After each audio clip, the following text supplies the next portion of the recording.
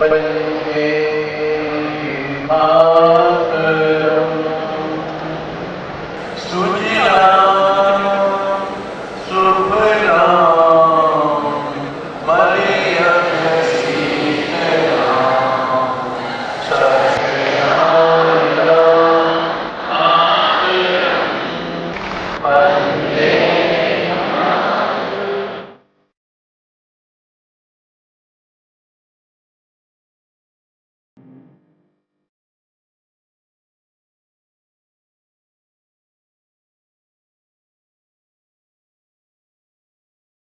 वो खुद ही नाप लेते हैं बुलंदी आसमानों की, परिंदों को नहीं तालीम दी जाती उड़ानों की।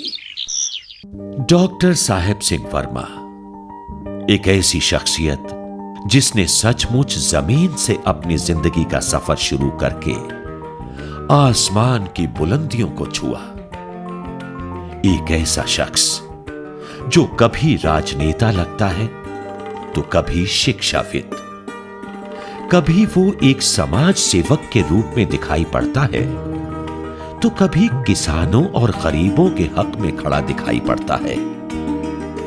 कभी वो एक आम आदमी के मानिंद एक कॉलेज की लाइब्रेरी में नौकरी करता दिखाई देता है, तो कभी वो दिल्ली के मुख्यमंत्री के पद पर विराजमान दिखाई देता है।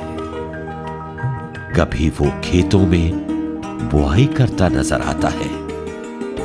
और जब शिक्षा से जुड़ी हस्तियों के बीच होता है तो आधुनिक शिक्षा, सूचना एवं तकनीक पर धीर गंभीर भाषण उसके मुंह से झरते हैं। सचमुच डॉक्टर साहेब सिंह वर्मा के व्यक्तित्व के अनेक रंग हैं जो उन्हें बड़ा भी बनाते हैं और बहुआयामी भी। सड़क से संसद तक के डॉक्टर साहेब सिंह वर्मा के सफर का आगाज 15 मार्च 1943 को उस वक्त हुआ जब देश में अंग्रेजों भारत छोड़ो की स्वर लहरियां गूंज रही थी।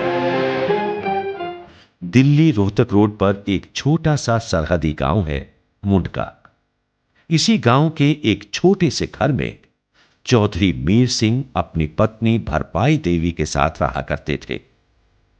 एक आम भारतीय किसान की तरह उनका जीवन भी दुख और तकलीफों से भरा था। जब डॉक्टर साहेब सिंह वर्मा का जन्म इस घर में हुआ तो उनके माता पिता ने इसे एक सहज घटना के रूप में ही लिया। उनकी कल्पनाओं में कहीं भी ऐसा नहीं था कि बैलों के पीछे चलने वाले डॉक्टर साहेब सिंह वर्मा के पीछे एक दिन हिंदुस्तान के लाखों लोग चलेंगे। डॉक्टर साहेब सिंह वर्मा ने अपनी शुरुआती तालीम स्थानीय स्कूलों में ही ली, लेकिन लाइब्रेरी साइंस में एमएससी की डिग्री हासिल करने के लिए उन्होंने अलीगढ़ मुस्लिम विश्वविद्यालय का रुख किया। इसके बाद किसान परिवार का यह युवक राजधानी के भगत सिंह कॉलेज में लाइब्रेरियन के तौर पर नौकरी करने लगा। किसान परिवार में जन्मे साहेब सिंह के लिए करियर की यह शुरुआत भी किसी उपलब्धि से कम नहीं थी, लेकिन डॉक्टर साहेब सिंह वर्मा के सपने और सरोकार बड़े थे। वो किसानों, मजदूरों और दिल्ली के अवाम के लिए कुछ ठोस करना चाहते थे। भीतर की इसी बेचैनी ने उनका झुकाव राष्ट्रीय स्वयंसेवक संघ की ओर कर दिया और यहीं से उनके राजनीतिक सफर की बाकायदा शुरुआत हुई। अपनी सोच, सक्रियता और समर्पण के चलते डॉक्टर साहेब सिंह वर्मा ने संघ के अति महत्वपूर्ण कहे जाने वाले तृतीय वर्ष को सफल कर दिया। 1977 में सक्रिय राजनीति में उनका पदार्पण उस वक्त हुआ जब वो निगम पार्षद के तौर पर निर्वाचित हुए। 1983 में वो एक बार फिर निगम पार्षद और उसके बाद विधायक चुने गए। संभवतः यहीं से डॉक्टर साहेब सिंह वर्मा ने राजनीति के शुरुआती सबक सीखे और यहीं से उन्हें दिल्ली की समस्याओं से वाबस्ता होने का मौका मिला और इस तरह एक शिक्षाविद का एक राजनेता के रूप में कायाकल्प आकार लेने लगा। देखते ही देखते डॉक्टर साहेब सिंह वर्मा दिल्ली के शिक्षा मंत्री के पद तक जा पहुंचे। शिक्षा मंत्री के रूप में उन्होंने अनेक ऐसे अहम फैसले किए जिनसे राजधानी की शैक्षणिक तस्वीर मुकम्मल दिखाई देने लगी। दिल्ली की पहली स्टेट यूनिवर्सिटी गुरु गोविंद सिंह इंद्रप्रस्थ विश्वविद्यालय की स्थापना, 150 करोड़ रुपए की लागत से दिल्ली इंजीनियरिंग कॉलेज बिल्डिंग का निर्माण, देश भर में बाल आश्रम से मुक्त कराए गए बच्चों के लिए 250 जिलों में लगभग 10,000 विशेष स्कूलों का निर्माण, दिल्ली के सभी सरकारी स्कूलों में लड़कियों के लिए 12वीं कक्षा तक की निशुल्क शिक्षा दिलाने जैसे अहम कामों का श्रेय डॉक्टर साहेब सिंह वर्मा को जाता है। जहां और भी हैं की तर्ज पर डॉक्टर साहेब सिंह वर्मा के लिए और भी मकाम थे जिन्हें तय करना था। 26 फरवरी 1996 के दिन डॉक्टर साहेब सिंह वर्मा ने दिल्ली के मुख्यमंत्री की कुर्सी संभाली। अपने इस छोटे से कार्यकाल में डॉक्टर साहेब सिंह वर्मा ने लोकप्रियता की बुलंदियों को छू लिया। गांवों और शहर की रोजमर्रा की जिंदगी की जद्दोजहद व जटिलताओं की उनकी समझ यहां काम आई और उन्होंने दिल्ली को आधुनिकता का जामा पहनाने में कोई कसर नहीं छोड़ी। उन्होंने दिल्ली के भविष्य की जो आधारशिला रखी, उसने दिल्ली को विश्व स्तरीय आधुनिक शहर बनाने का रास्ता खोला। मेट्रो ट्रेन को अमली जामा पहनाने के लिए ई श्रीधरन की नियुक्ति उन्हीं की दूरदर्शिता का परिणाम थी। इसके अलावा रिंग रोड पर वाहनों की आवाजाही को सुगम बनाने के लिए अखिल भारतीय आयुर्विज्ञान केंद्र, धौला कुआं तथा आश्रम चौक पर फ्लाईओवर्स के निर्माण के अलावा निजामुद्दीन स्थित भारत जापान फ्रेंडशिप ब्रिज के निर्माण की रूपरेखा उनके समय में ही बनी और नोएडा टोल ब्रिज का निर्माण भी उन्हीं की परिकल्पना की देन है, जिससे प्रतिदिन लाखों लोग लाभ उठा रहे हैं। संभवतः किसान परिवार से ताल्लुक रखने के कारण ही डॉक्टर साहेब सिंह वर्मा के दिल में किसानों, कामगारों और गरीबों के प्रति हमदर्दी का भाव था। दिल्ली का मुख्यमंत्री बनने के बाद उन्होंने इस हमदर्दी को उनके लिए किए जाने वाले कामों में बदला। उन्होंने आउटर दिल्ली अनऑथोराइज्ड कॉलोनीज में रहने वाले कामगारों और गरीब जनता के लिए सुरक्षित छत का इंतजाम कराया। उनके प्रयासों के कारण ही 1200 अनऑथोराइज्ड कॉलोनीज नियमित की गईं। जैसे जैसे वो काम करते गए, उनकी काम करने की भूख और बढ़ती गई। डॉक्टर साहेब सिंह वर्मा के व्यक्तित्व की एक और खासियत थी। वो सत्ता में रहे या न रहे, गैर सरकारी संगठनों के प्रति उनका रवैया हमेशा सहयोग का रहा। शायद वो सोचते थे कि गैर सरकारी संगठन ही दूर दराज के ग्रामीण इलाकों में जन जागृति फैलाने और जनता को शिक्षित करने की दिशा में बेहतरीन काम कर सकते हैं। अपनी इसी सोच के तहत उन्होंने 1995 में एक गैर सरकारी संगठन फॉरसाइट टेक का शिलान्यास किया। डॉक्टर साहेब सिंह वर्मा और फॉरसाइट का पिछले 12 वर्षों से रिश्ता लगातार बना रहा। जिस वक्त एफ-टेक परिकल्पना की गई, उस समय डॉक्टर साहेब सिंह वर्मा दिल्ली के शिक्षा मंत्री थे। जब फॉरसाइट का एक प्रतिनिधि मंडल उनसे मिलने गया, तो उनका पहला सवाल था, गांव तक सूचना तकनीक कैसे पहुंचे, अर्थात गांव तक इंफॉर्मेशन टेक्नोलॉजी कैसे पहुंचे।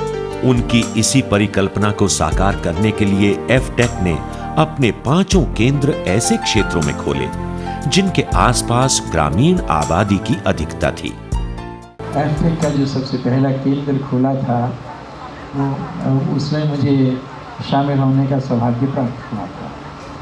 और जब मैं देश में कहीं पर भी जाता हूँ, किसी बड़े शहर में जाता हूँ, चाहे मुंबई जाऊँ चाहे किसी और बड़े शहर में जाऊँ, तो एफ-टेक का जब मैं बोर्ड देखता हूँ तो मुझे लगता है कि हमारा एफ-टेक अब काफ़ी चमक रहा है, काफ़ी रोशनी दे रहा है। वही रोशनी और बढ़ती चली जाए और देश के हर उस कोने से, जिस कोने में भी कहीं पर भी अंधेरा है, एफ-टेक उसको दूर कर सके।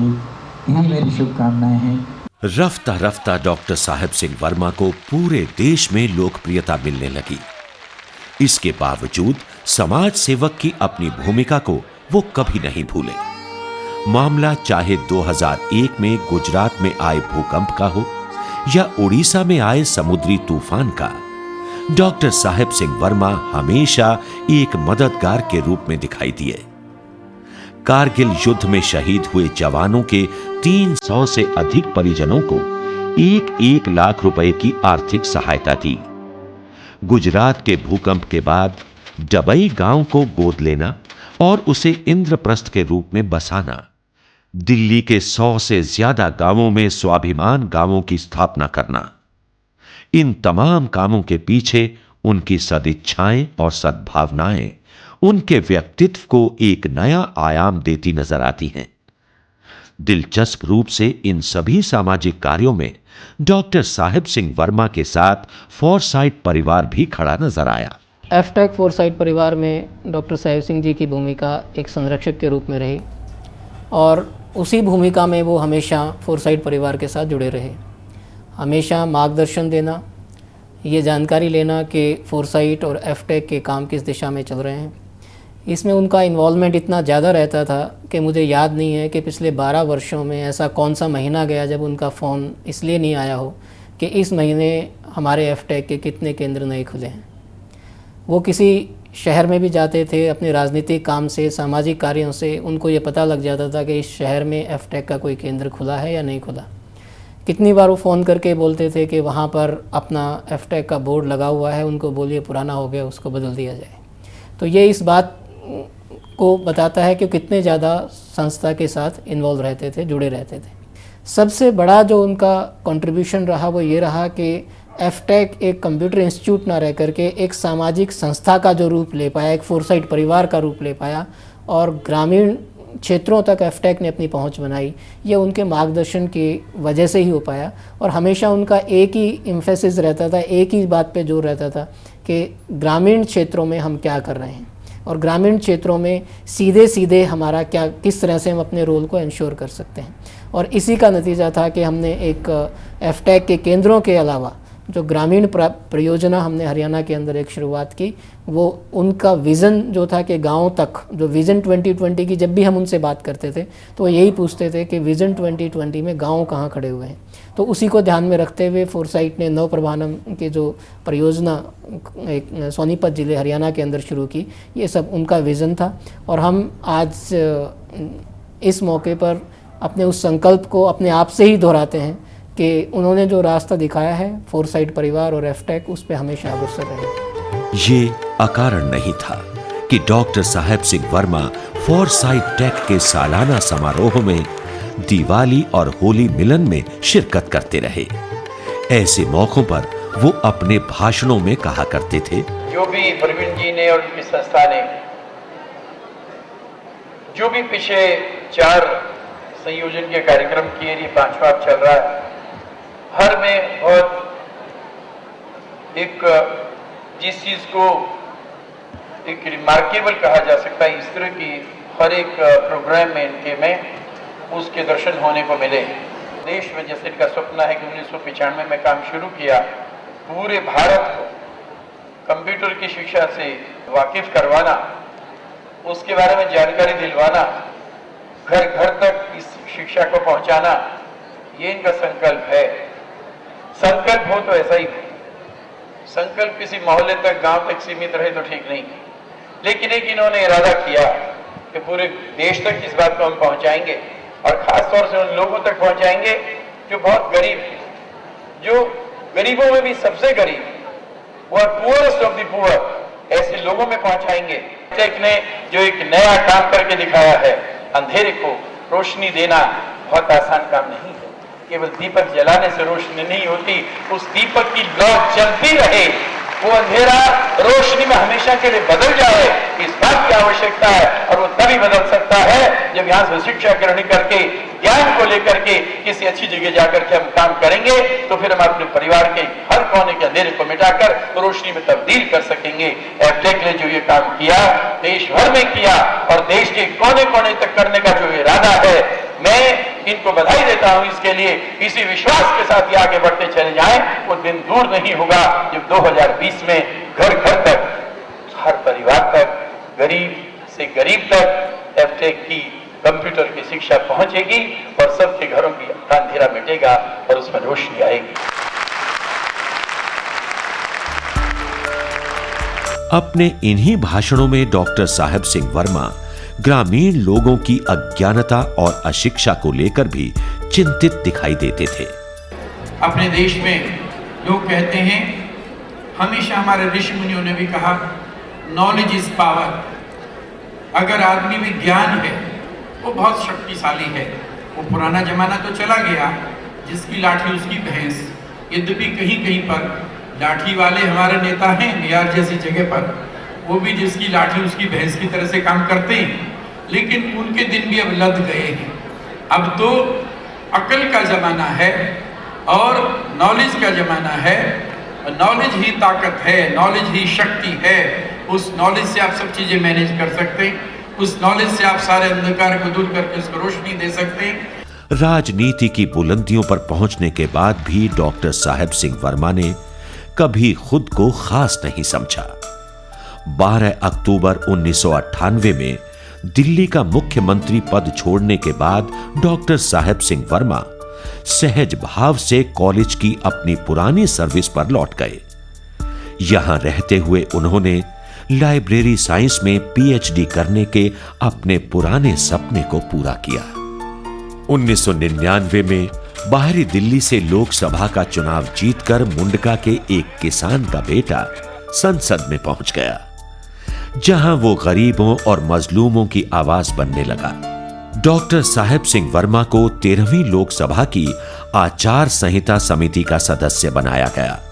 इसके अलावा कृषि क्षेत्र की एक सदस्यीय समिति की अध्यक्षता करते हुए उन्होंने पूरे देश का दौरा किया और किसानों के हित में एक कानून बनाया। इसके तहत पेड़ पौधों की जैविक संपदा और नस्लों पर पहला हक किसान का तय किया गया।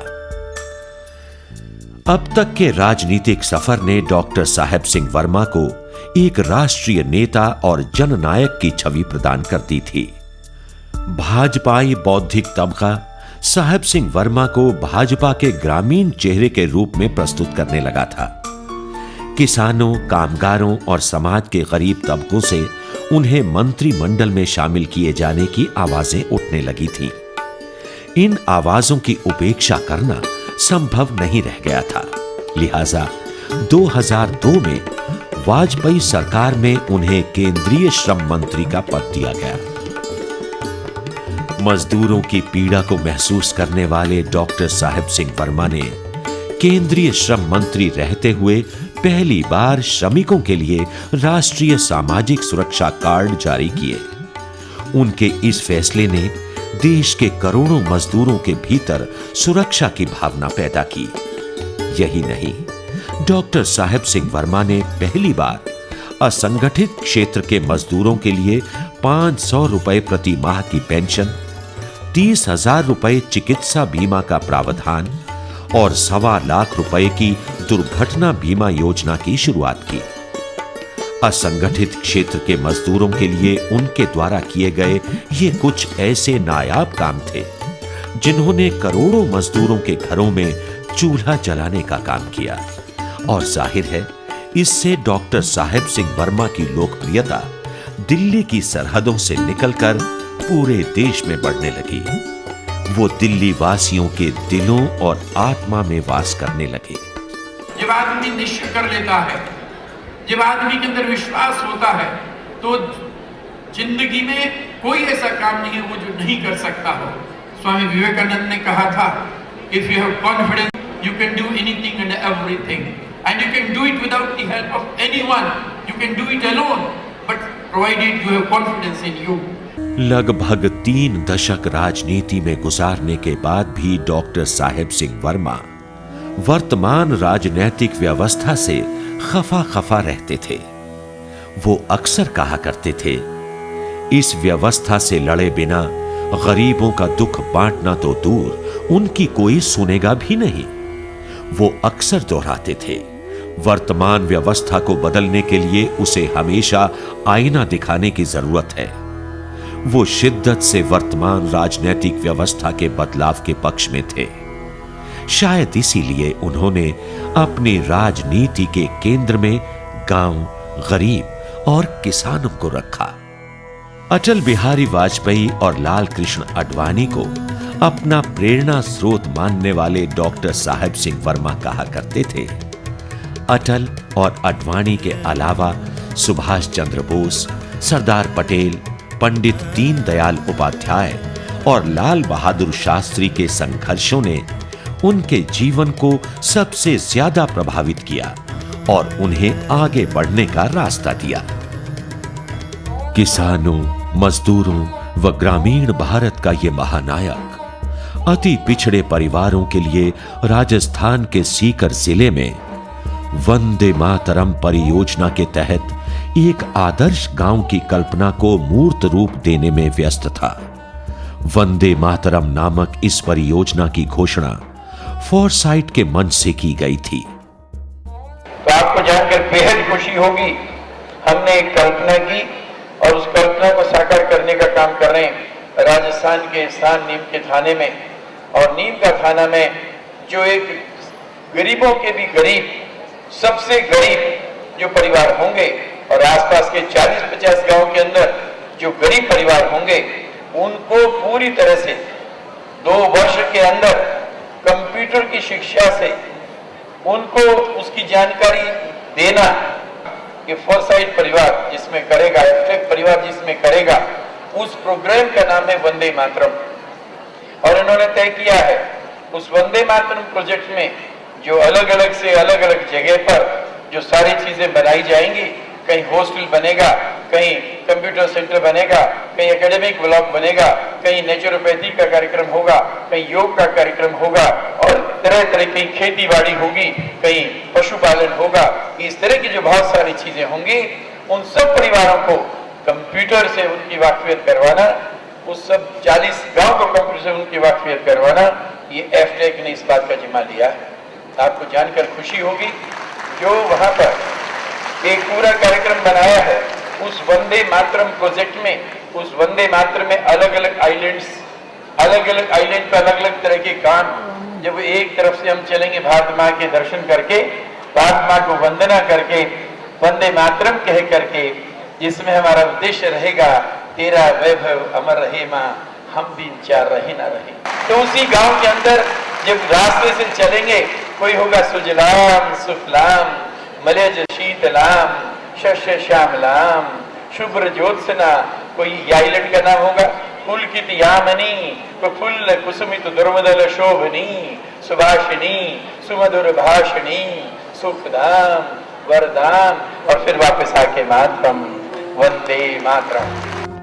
उनकी परिकल्पना इस गांव में ग्राम विकास के लिए ऐसे नौजवान तैयार करने की थी जो राष्ट्र भावना से ओतप्रोत होकर गांव-गांव जाकर ग्रामीण विकास का कार्य कर सके। अपने इसी आधुनिक व विकसित ग्रामीण भारत के सपने को मन में संजोए 30 जून 2007 को डॉक्टर साहेब सिंह वर्मा राजस्थान से दिल्ली लौट रहे थे।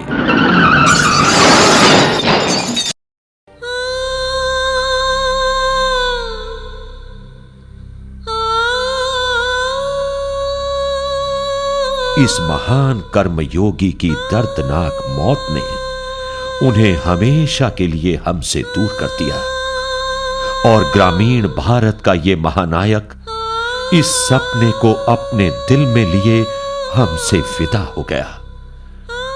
उनकी मृत्यु से भारतीय जनता पार्टी को ही नहीं, तमाम दूसरी पार्टियों को भी जबरदस्त सदमा पहुंचा। आज वो हमारे बीच में नहीं है। इस घटना को बर्दाश्त करना हमारे लिए बड़ा मुश्किल हो रहा है, बहुत मुश्किल हो रहा है, मैं बयान नहीं कर सकती। डॉक्टर साहेब सिंह वर्मा की आकस्मिक मौत से पूरा राजनीतिक जगत स्तब्ध रह गया। क्या भाजपाई और क्या गैर भाजपाई, सभी के चेहरों पर उनके जाने का गम साफ देखा गया। साहब सिंह जी का जाना मेरे लिए तो व्यक्तिगत रूप से क्षति है ही, बड़े भाई की तरह थे। पार्टी के लिए भी, पार्टी के वरिष्ठ नेता थे,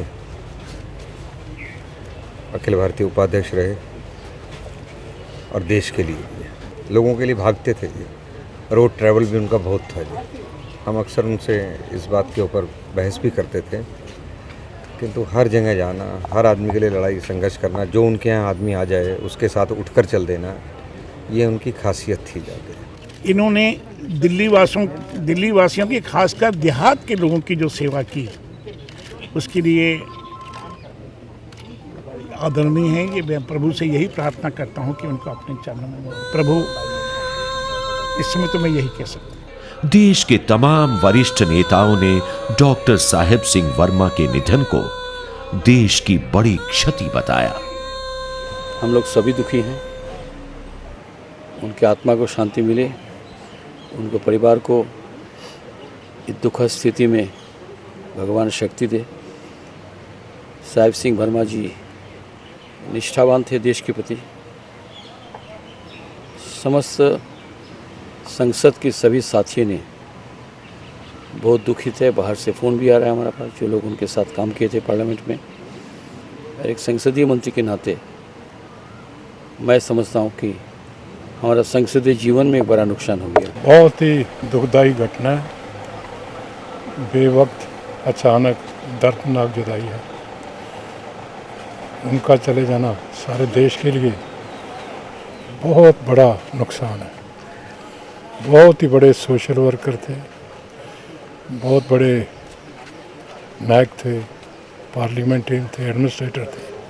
कि एफटेक और फोरसाइट परिवार को तो वही नुकसान हुआ है जो एक परिवार में उसका जब मुखिया चला जाता है उसके बाद जो परिवार जो महसूस करता है, वही एफटेक और फोरसाइट परिवार महसूस कर रहा है कि हमने अपना मार्गदर्शक और जो हमेशा संस्था के साथ एक मार्गदर्शक के रूप में खड़े रहते थे, हमने वो खो दिया।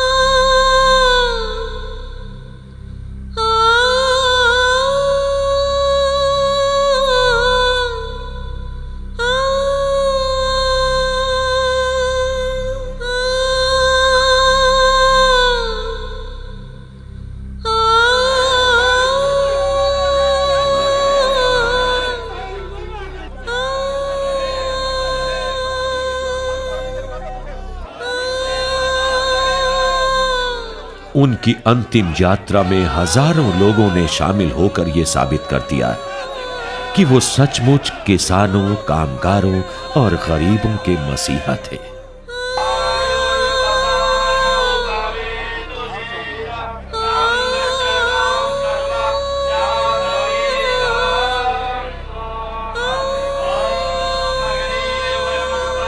जिस वक्त उनकी चिता को उनके पुत्र ने मुखाग्नि दी तो ऐसा लग रहा था कि इस महान जननायक को अंतिम विदाई देने के लिए लोगों के पास शब्द समाप्त हो गए हैं। लेकिन जहां शब्द समाप्त हो जाते हैं, वहीं से मौन संवाद की शुरुआत होती है। और इन हजारों आंखों में यह साफ पढ़ा जा सकता है कि जाने वाले का राजनीतिक पद कितना बड़ा था। आखिर उसमें ऐसा क्या था कि वो साधारण होते हुए भी असाधारण था? उसमें ऐसा क्या था कि लोग उसे प्यार करते थे और वो लोगों के दुख दर्द में हमेशा खड़ा दिखाई पड़ता था।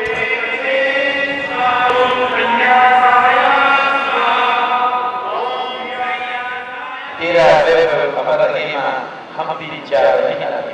भारत रहना चाहिए महान, भारत दुनिया की सबसे बड़ी शक्ति बनाना चाहिए। हम तो हमेशा रहने वाला नहीं है, हमारा सभी एक दिन जाने वाले हैं। लेकिन खास कुछ ऐसा करके जाए कि भारत माँ की धरती के ऊपर सिर ना बढ़ाए, तो उसका नाता, उसका ऊंचा हम कर सकते हैं। दुनिया में सदा रहने को तो आता नहीं कोई, मगर तुम ऐसे गए जैसे जाता नहीं कोई। मेरे पिताजी ने एक गरीब किसान परिवार में जन्म लेकर हमेशा पूरे जीवन अपना संघर्ष किया। हमेशा कर्म में रत, बिना राग द्वेष के सभी को साथ लेकर चलना उनकी विशेषता थी। इससे बड़ा मार्गदर्शन मेरे लिए कुछ नहीं हो सकता। अब मेरे जीवन में एक ही लक्ष्य है कि जो अधूरे सपने वो छोड़ के गए, मैं उनको पूरा करूं। लेकिन जिंदगी चलने का नाम है, और गरीबों के इस मसीहा को सच्ची श्रद्धांजलि उसके सपनों को साकार करके ही दी जा सकती है। फोरसाइट परिवार उनके दिखाए हुए मार्ग पर चलते रहने को प्रतिबद्ध है ताकि ग्रामीण भारत को आधुनिक व विकसित बनाने के डॉक्टर साहेब सिंह वर्मा के सपने को साकार किया जा सके।